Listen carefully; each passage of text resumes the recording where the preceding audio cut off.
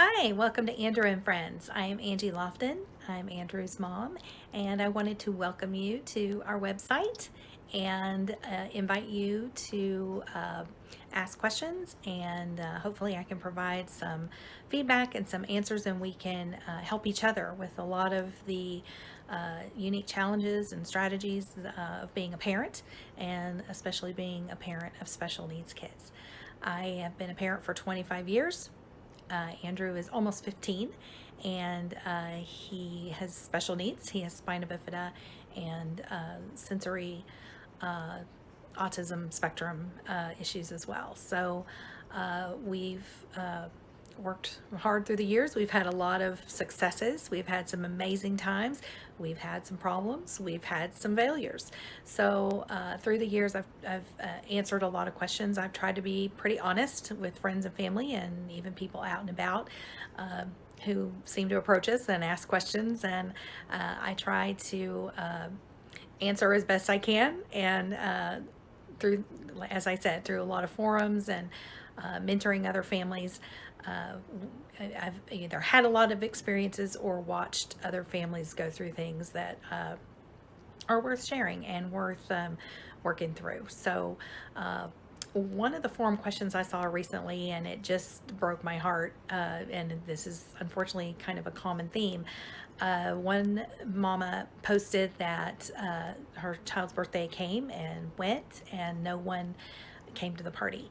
So, if that is something that has happened to you, I say a prayer for you, Mama and Dad, and I know you made it up to your child as best as you could. So, if that has happened to you, also please let me know.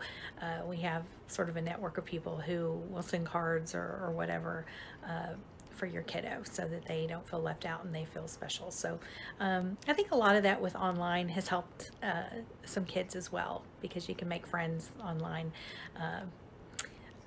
in different ways. So different groups. So anyway, I was hoping to kind of address that and some things that have worked for us, and hopefully get some feedback from other parents who maybe have some ideas or suggestions to make that day as special as possible for your kiddo and your family. And it really is a day to celebrate and be together and really just celebrate what's amazing about your child.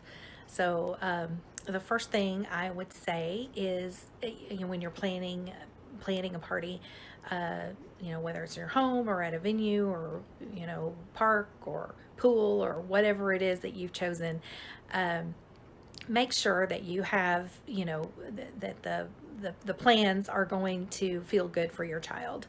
I'm not going to take my paraplegic son, to a trampoline park. That's probably not the best. However, we did attend a party at a trampoline park, and he had a great time. So, you have to sort of pick and choose what's good for them, and what will also be fun for other children their age or older or younger siblings and things. So, just really think about that. We've sometimes Andrew is with the sensory issues and things. The happy birthday song has not always been, successful. So, just know what they can handle. It doesn't have to be a typical traditional party. The second tip I would say is to invite everyone. I think a big mistake that a lot of us make when we're planning a party is we try to keep it small. We only want 10 people, or we only want 15 people, or we only want close family and friends. That's great. And if that's what, you know that those people are going to come, then have a wonderful time. I think I'm sort of trying to speak to people who maybe have not had success for their child's birthday, or even going to other children's birthday parties. Though that's kind of what we're speaking to now. So I would suggest and encourage you to invite everyone that your child comes in contact with. Doctors, nurses, PAs, therapists, bus drivers, teachers, paras, other parents, and their children that are in, say you're in life skills, invite all of those parents and their families. And then if they are in a mainstream class, I mean, obviously if there's 30 kids in the class, if you have a male child, or, invite the boys in the class, the girls, whatever. So invite everyone that comes in contact with your child, and then leave it up to them to decline or accept. But I think a lot of us get bogged down with well, if we invite this group, we have to invite this group, and if we invite this person, then that opens up this whole soccer team or whatever. So yes, that's true. And you can prepare for that to some degree. But if we're talking about, wanting to get people there to celebrate your child's special day, then invite everyone. And trust me, they're not all going to show up. Most people, everyone is busy, and no one, and not everyone is going to be able to, be somewhere at a certain time, certain day, whatever. So put it out there, be inclusive, and include everyone. So that would be my second tip. Third, make sure you plan, so that you are talking with every guest and welcoming every guest that's there. The host or hostess, and if you need to get, family involved in this, your siblings or aunts or uncles or grandparents or parents or whoever, you need to kind of plan, okay, we need, people at various sort of spots around the room, so that that everybody is taken care of and everyone feels welcome, and that so you aren't so overwhelmed. So first with us, for Andrew, we typically have him in a space sort of away from everyone. He's thrilled that he has a party. He knows everyone's there for him, but he does not want everybody up in his space all the time. So we usually have people kind of come and go and talk to him for a little bit with another adult present. Either I'm with him, or typically now one of his siblings will kind of hang out with him and just sort of help facilitate some of those conversations. So try to remember, especially when the younger kids come up to talk to him and they don't really know what to say, hey, Jake, it's so great you could be here. Or tell me about the play you were in, or tell me about the football game. Try to give them things to talk about. And then, if your child is not one that's going to facilitate those conversations, because you want the kids especially to feel welcome and feel heard and feel like, hey, they came to a party and somebody noticed them and cared about them. So that's, really an important part of having a successful event as well. I would also say a great way to keep people entertained, that doesn't have to be, Chuck E. Cheese or the bowling alley or anything like that. If you're having it in your home, or if you are having it at a venue somewhere, have a craft sort of area and or an activity. One example that we've done in the past is we had like a tie-dye sock table set up, and then we donated the socks to the homeless shelter, and then the children's hospital after the party. So if you tell people, hey, we're going to contribute to this charity through the party, and we would love for you to make your own design of whatever that is. Maybe that's a card table. We've done cards before where we donate. There's several charities online where you make cards and donate them, and they'll distribute them to nursing homes or homeless shelters or the children's hospital. You could just pick whatever speaks to you and your family and your priorities. So just a little, that's pretty inexpensive. Some markers, some crayons, and some cardstock, and you've got a great activity, and people really enjoy it. So have something for people to do, because sometimes, not everyone will know each other.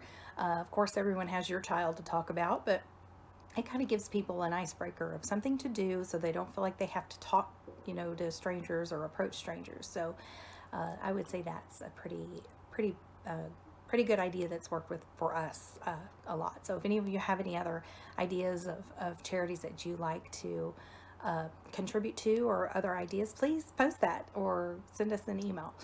Another one we did, we had everybody bring a book. We did sort of a book drive, since people bring presents anyway, but a lot of times we'll say, hey, don't bring presents. He's, he likes very certain things, and so don't bring presents, but bring a book, and we'll read the book at the party. We have, again, one of those helpful adults nearby that can read, or sometimes the kids will read to each other. the books that are brought, and then we'll just donate them, and they don't have to be new. They can be used or gently used books, and then you know, you can go with your child and donate them, you know, later on, or send them off or whatever. So those have been really successful things for us that have worked. Let's see, refreshments. So I guess the scary part of that is if you've invited everyone you know, and you know, maybe that's 40 people, and 40 people do show up, then, you know, don't stress about having a lot of food, and you know, you don't have to feed anyone. No one is expecting to come there and you know, have a meal.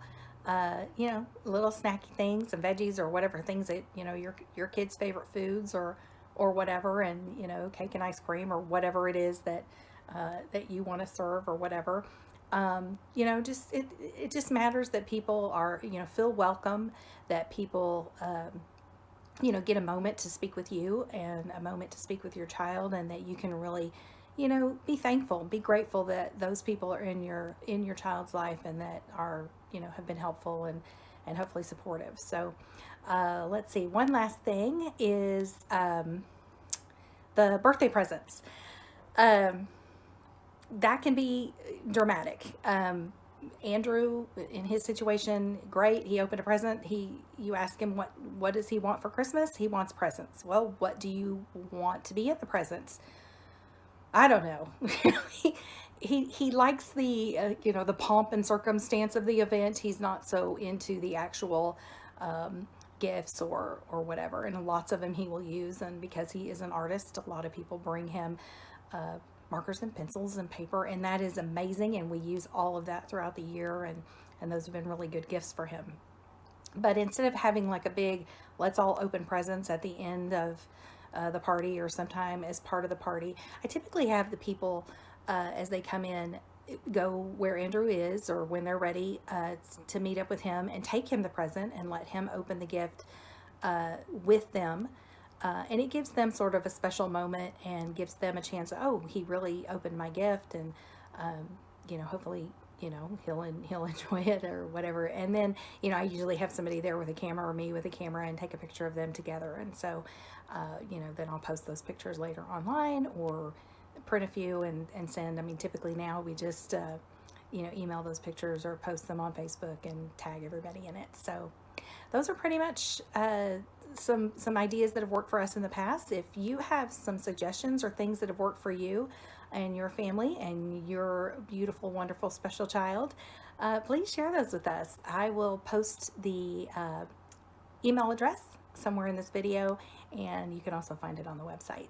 So I hope you all have a great day. I hope this helped some of you in some way, and if it didn't, hopefully you have some suggestions that we can share on the site, and hopefully help a few people out there. Thanks so much. Have a great day.